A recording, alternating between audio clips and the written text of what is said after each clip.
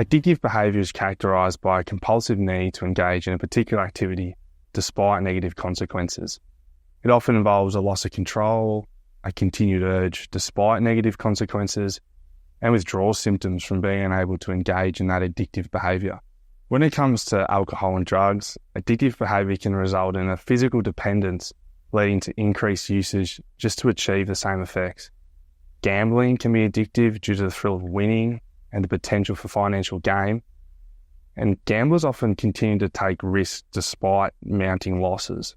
Sex and pornography can be addictive as it releases dopamine in the brain during sexual activity, and some engage in risky behaviours to achieve the same level of arousal. Video gaming can be addictive due to the immersive nature of the games, and even the social connections formed online resulting in neglect of other responsibilities and relationships. Eating disorders, exercising and dieting can become addictive, especially when they're used as coping mechanisms for stress or emotional issues, and they may develop into an unhealthy obsession that causes significant physical and mental health consequences. Overall, addictive behaviours are complex and can result from a combination of genetic, environmental and psychological factors. Treatment for addiction typically involves making a personal decision to change therapy or support groups, and in some cases, medication.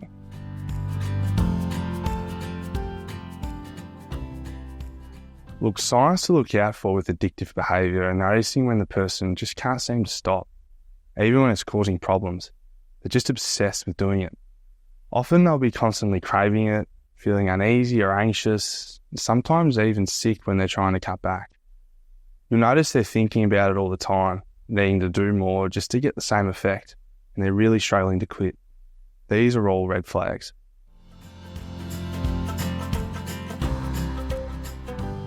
Look, addictive behaviour can result in physical health issues, mental health disorders, strained relationships, financial and legal problems, and just a decline in overall quality of life.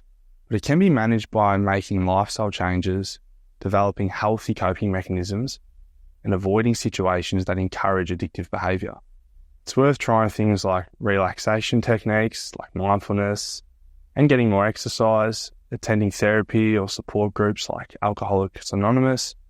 Online support groups are really popular these days, and in some cases, seeking help from health professionals for cognitive behavioural therapy and medication-assisted treatments.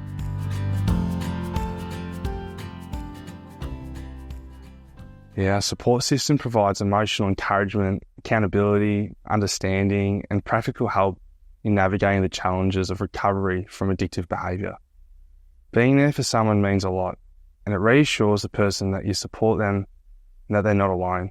Providing support also enables more open and honest discussions about treatment options, including professionals, support groups, hotlines, online forums, and educational materials on addiction and recovery.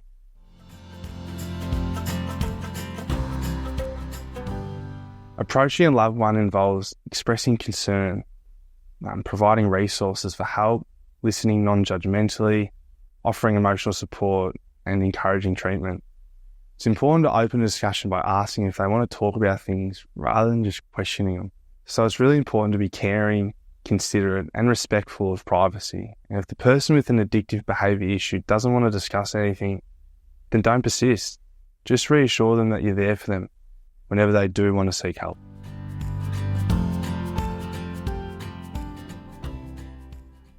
With cocaine especially, it's a social thing, and people will go out and you hear the terms like let's get a bag amongst the young community, and then older people can start using as a symbol of status, and before you know it, it starts getting more than just a social thing, and the amount you need to feel what you felt initially has to increase. And then I guess on the other hand, those real powerful psychoactive drugs like ice and amphetamines, that slippery slope's a lot shorter because of how powerful they are, the mass amount of dopamine release. All it takes is 1 or 2 tries, and before you know it, it's a big part of your life. And I think that's the thing people need to realise is once people are in the grips of it, it's a lot harder to, approach it. That critical time is before they've, encountered it. And, getting awareness around that of how influential these drugs are.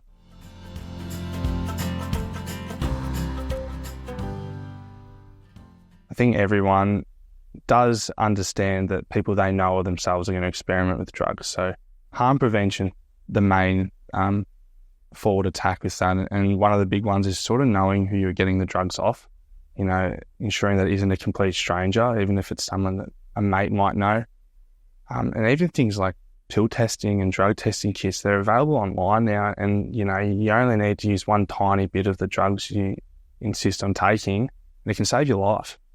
And I think another one is, doing it with other people is crucial, because if something does happen, you've got people around you that can, call 000 if they have to, or calm you down, or just ensure that you're safe.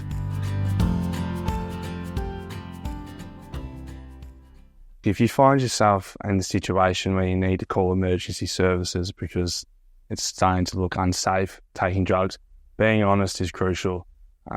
They're not going to know what to do unless they know, how much you've taken, what you've taken, and what you might have mixed it with. And just remember that with emergency services, they're there to help you. The first thing they're not going to do is, look to get you in trouble if you've taken drugs.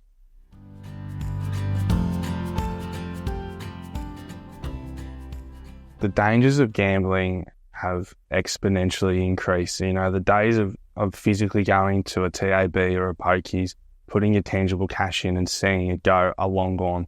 It can be done on your phone in your room by yourself without anyone knowing, and you're not losing cash anymore. They're just numbers on a screen going down, and that doesn't feel quite as real. But over time, those feelings do become real, and it's a slippery slope. Doom scrolling is a funny one. It's a bit of a buzzword now, and I think like anything, once you see these marked impairments throughout your life, maybe using it as a tool of avoidance to escape what's going on in life and putting things aside for it, that's when you might have to recognise it's a problem. And like you said, you might be not engaging in those relationships like you were just because of lost time. Before you know it, you spent 3 or 4 hours on your phone and you just don't have time to see that person you said you would, complete that work task you need done, and you just push those stresses to the next day and they pile up. And then when next day comes, a good way to avoid it is just going back on your phone. And so, it can quickly become a problem.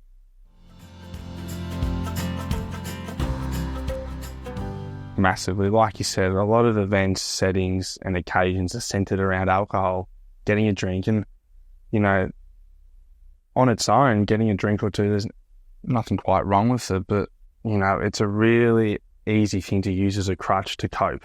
And like many things, it can become a form of avoidance because, it can make you feel good in a moment where you're not feeling good. And it's easy for us to associate that with, a good thing. Well, this works. I feel good now.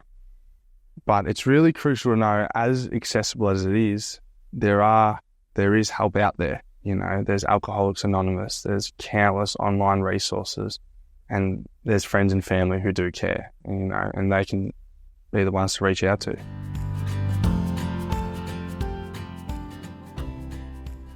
One of the first steps to do is go see a GP. With alcoholism, cutting completely can be quite dangerous, and they can assist you with medication to help wean off.